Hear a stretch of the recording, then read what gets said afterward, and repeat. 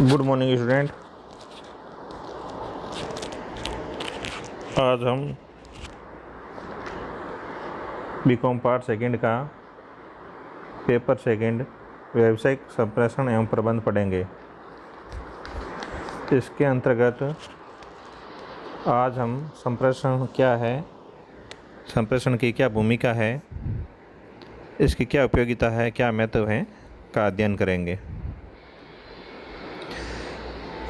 संप्रेषण या संदेशवहन अर्थात communication, meaning of definition and communication.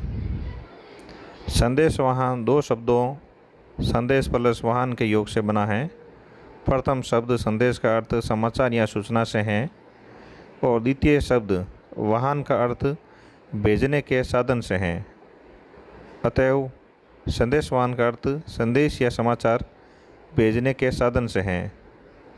इस प्रकार संदेशवाहन का शाब्दिक अर्थ है समाचारों का संप्रेषण, अन्य शब्दों में एक व्यक्ति के विचारों एवं सम्मतियों से दूसरे व्यक्ति को अवगत करवाना है। ये हुआ संप्रेषण, संदेशवाहन, कम्युनिकेशन का अर्थ। अब हम इसकी परिभाषा समझते हैं। तो पहली परिभाषा है कीथ डेविस के शब्दों में। कीथ डेविस ने कहा है, संप्रेषण वह प्रक्रिया है जिसमें संदेश एवं समझ को एक व्यक्ति से दूसरे व्यक्ति तक पहुंचाया जाता है।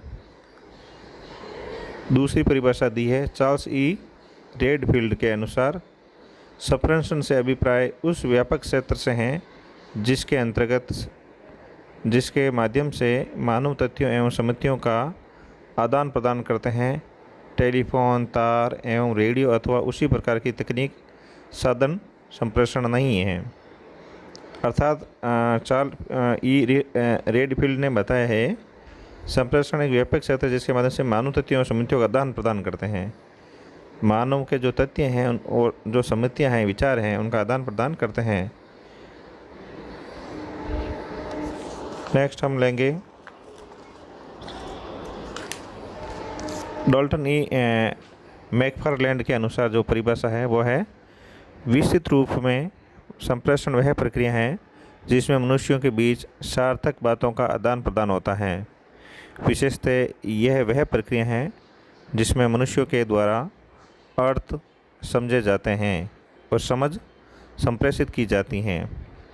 इस प्रकार संप्रेषण विचारों एवं सम्मतियों को एक व्यक्ति से दूसरे व्यक्ति तक पहुंचाने, जानने एवं समझने की कला है। इसका उद्देश्य विचारों का प्रसार करना है। इसके लिए शब्दों, पत्रों, तार, टेलीफोन, रेडियो और अन्य सभी उपलब्ध साधनों का उपयोग किया जाता है। इस प्रकार हम संप्रेषण करते हैं, उसकी परिभाषाओं के आधार पर इसकी निम्नलिखित विशेषताएं बताई जा सकती हैं। फर्स्ट है, यह क्रियाविधि है जिसके एक ओर प्रेषक तथा दूसरी ओर प्रेषित होता है। सेकंड है, संप्रेषण की प्रभाविकता संप्रेषण एवं ग्राह्यता पर निर्भर करती है। थर्ड है, संप्रेषण में सूचना एवं विचार सम्मिलित हैं। फोर्थ है, संप्रेषण का मुख्य उद्देश्य संभाव एवं समझ उत्पन्न करना है। फिफ्थ है, संप्रेषण समस्त क्रियाओं की आधारशिला है। सिक्स्थ है, यह अर्थगामी, अधोगामी एवं पार्श्वगामी हो सकता है। सेवंथ है, संप्रेषण एवं इसके माध्यमों से भिन्न है। नेक्स्ट एट्थ है, संप्रेषण में जो व्यक्ति हिस्सा लेते हैं उन्हें संप्रेषण के प्रतिनिधि कहा जाता है।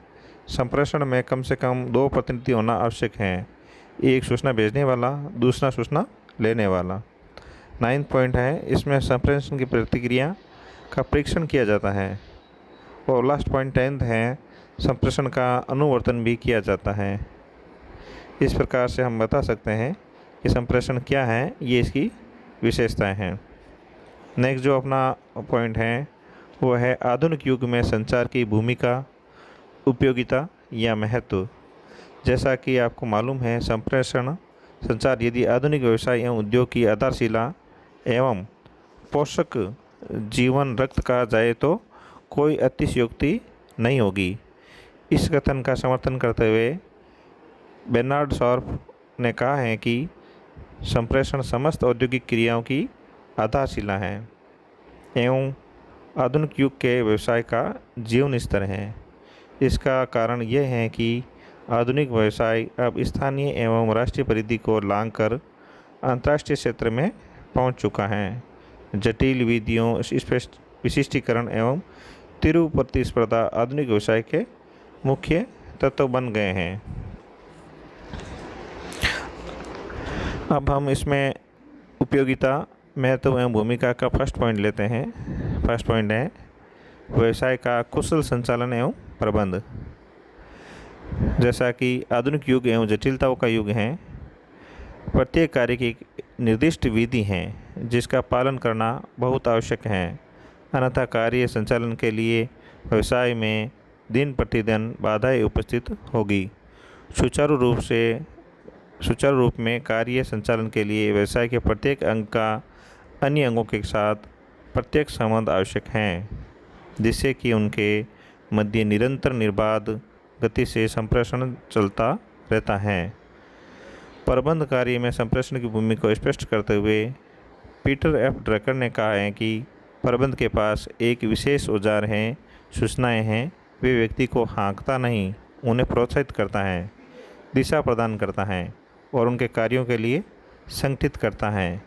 ये सब करने हेतु भाषा, लिखित शब्द अथवा अंकों की भाषा उसका औजार एकमात्र औजार है। नेक्स्ट सेकंड पॉइंट है न्यूनतम लागत पर अधिकतम उत्पादन। इसमें संस्था में न्यूनतम लागत पर अधिकतम उत्पादन करने के लिए उत्पादन मशीनरी का निरंतर चलते रहना आवश्यक है।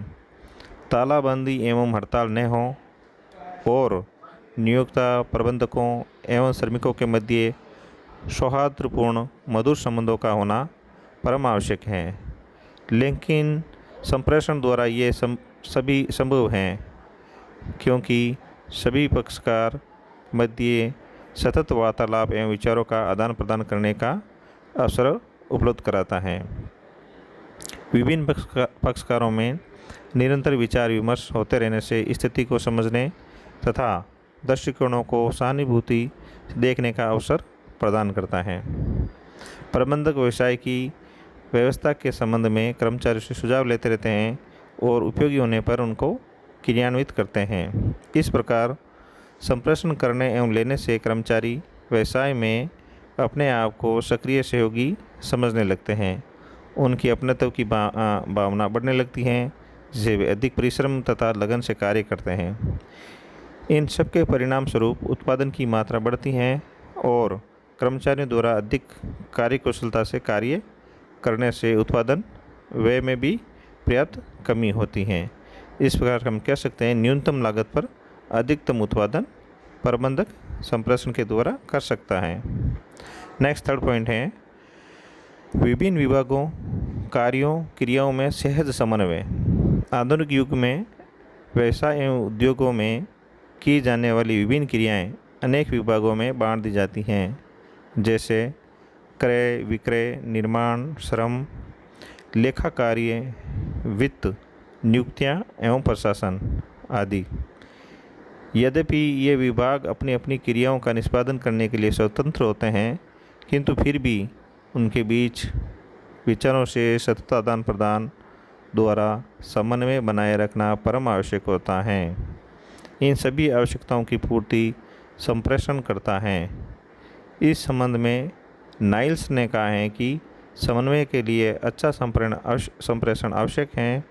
वे ऊर्ध्वगामी, अधोगामी तथा पार्श्वगामी समस्त स्तरों पर नीतियों का संप्रेषण करने, व्याख्या करने एवं अपनाने हेतु सूचनाओं और ज्ञान की उपलब्धि हेतु एवं मनोबल पारस्परिक सद्भाव के लिए आवश्यक हैं।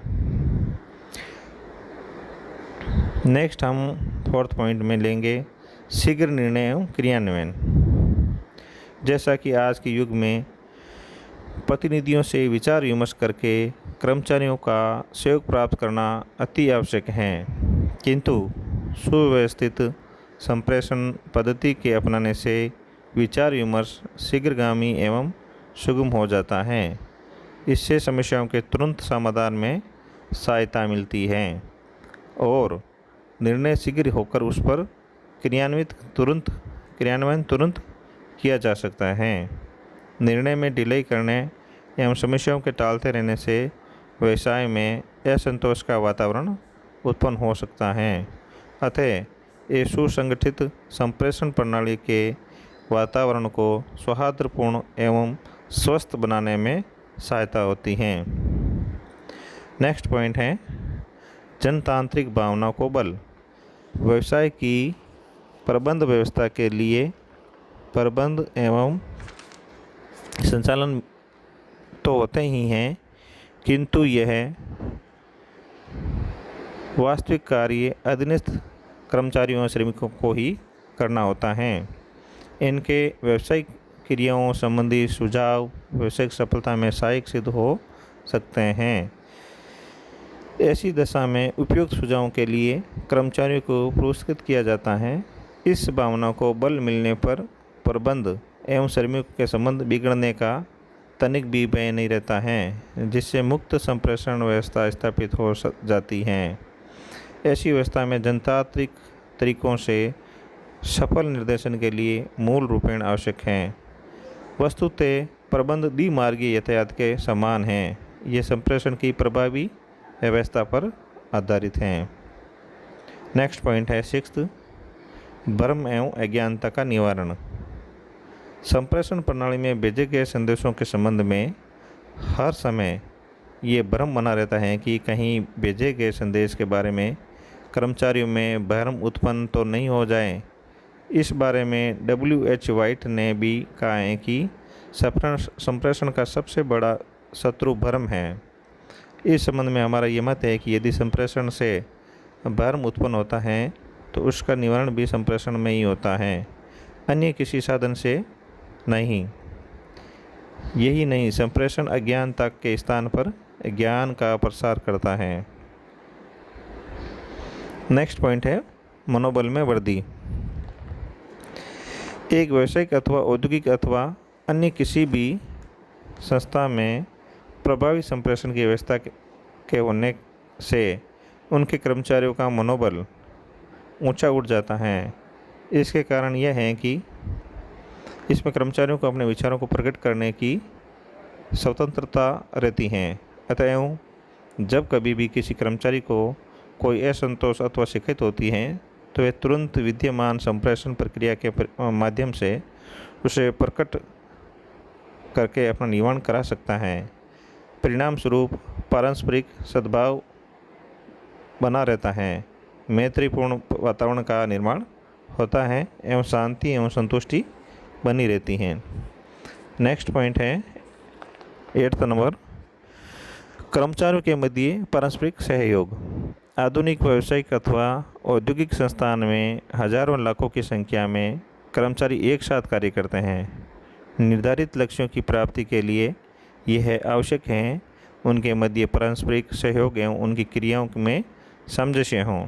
ऐसा तभी संभव हो सकता है जब वे एक दूसरे को अच्छी तरह समझते हो एवं व्यवसाय में एक दूसरे के प्रति विश्वास तथा सद्भावना हो। इसके लिए आपस में विचारों का आदान प्रदान करना आवश्यक है। ये कार्य अच्छी एवं सुदृढ़ संप्रेषण व्यवस्था के द्वारा होता है। नेक्स्ट पॉइंट है मधुर मानवीय संबंधों का निर्माण। आधुनिक युग में व्यावसायिक क्षेत्रों में अनेक बातें स्वीकार की जा चुकी हैं, जैसे नियोक्ता एवं कर्मचारियों के मध्य मधुर संबंध एवं मानवीय संबंध, कर्मचारी वर्ग को प्रबंध कार्य में सहभागी आदि। संप्रेषण इन बातों के लिए समुचित वातावरण तैयार करता है। जब पारस्परिक मनभेदों का निपटारा बातचीत के माध्यम से किया जाता है, एक दूसरे के दृष्टिकोण को सौहार्दपूर्ण भावना से समझने की चेष्टा की जाती है। जैसा कि रॉबर्ट डी बर्थ ने कहा है कि बिना संप्रेषण के मानवीय संबंध असंभव हैं। ये जुड़वा बच्चों के समान हैं। नेक्स्ट 10th पॉइंट है सफल नियोजन एवं क्रियान्वयन। संस्था के निश्चित उद्देश्यों एवं लक्ष्यों की प्राप्ति के लिए संपूर्ण संगठन योजनाबद्ध कार्यक्रम में संलग्न रहता है। इस योजना को सफल बनाने में संगठन के सभी अंगों का स्वेच्छापूर्वक सहयोग परम आवश्यक है।